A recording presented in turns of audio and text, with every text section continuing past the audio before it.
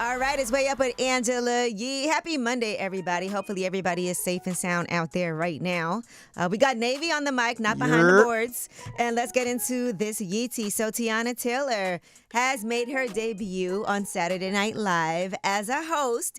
And during her opening monologue, she talked about just how excited she was being nominated for one battle after another. She also had her daughters there, Rue Rose and Junie, as well.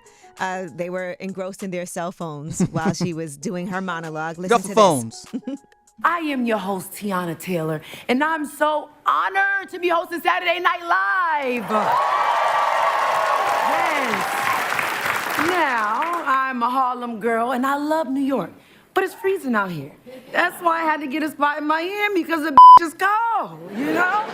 This week has been very insane. I was nominated for an Oscar for one battle after another.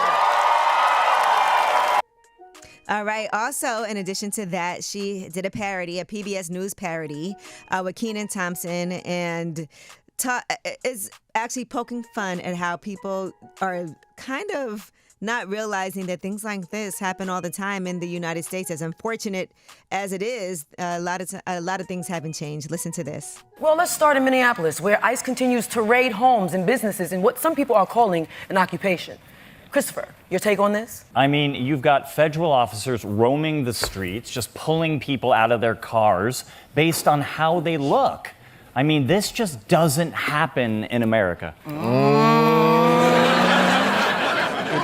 Does feel like an occupation. 1,000% is people in mass. And it really bothers me when people are comparing this to other situations that they're trying to bring up Obama and ICE and immigration. It's nowhere near This has close. never been done in the inhumane way that this has been happening. There are people who literally are seeking asylum, people who are going to their appointments and getting deported, people who aren't supposed to be getting deported, laws changing, people who had temporary protected status who no longer have it. It's all awful. And when ICE comes at you, even if you're here legally, I would think your first instinct is to get away from them because they're killing people. Right.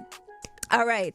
Now let's talk about Tyra Banks. There's an upcoming Netflix documentary series that revisits the legacy of America's Next Top Model.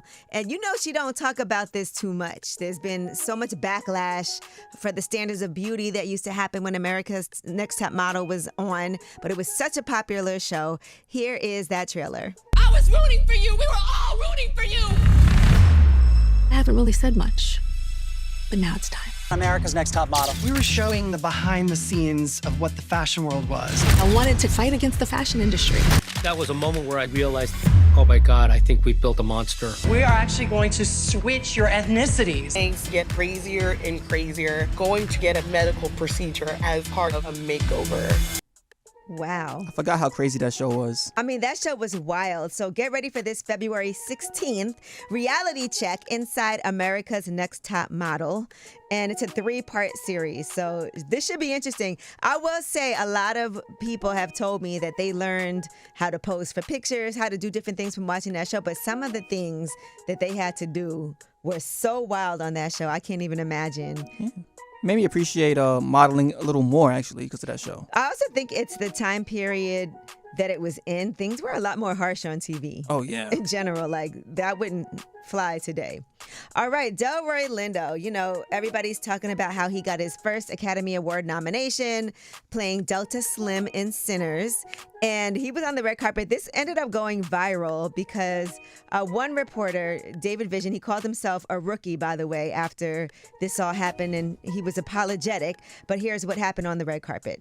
So you are one of our, I think, emerging artists in this recent age with Defy Bloods, Sinners. What would you say an Oscar nomination would mean to you this year? Nothing. I'm not talking about that. Okay. I'm also not an emerging artist. I've been around for a few years, so. No, absolutely. Sorry about that. Ouch. Calling Delroy Lindo an emerging artist is crazy. You know, the first movie I remember him from is Clockers back in the day. Do you remember that movie, No. Clockers? You know why I really know that movie? That movie came out in 1995.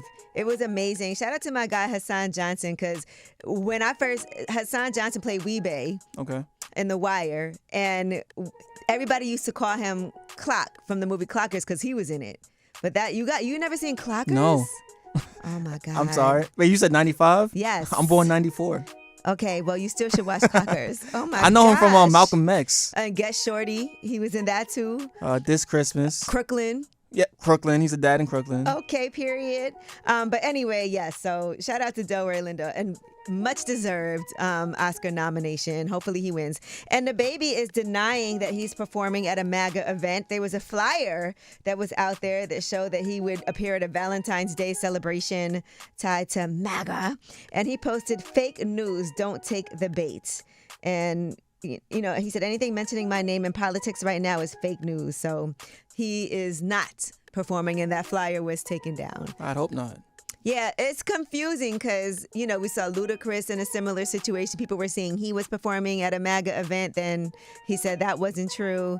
It's not the hill you want to die on. DaBaby's such a weird choice because he made that remix to Rockstar.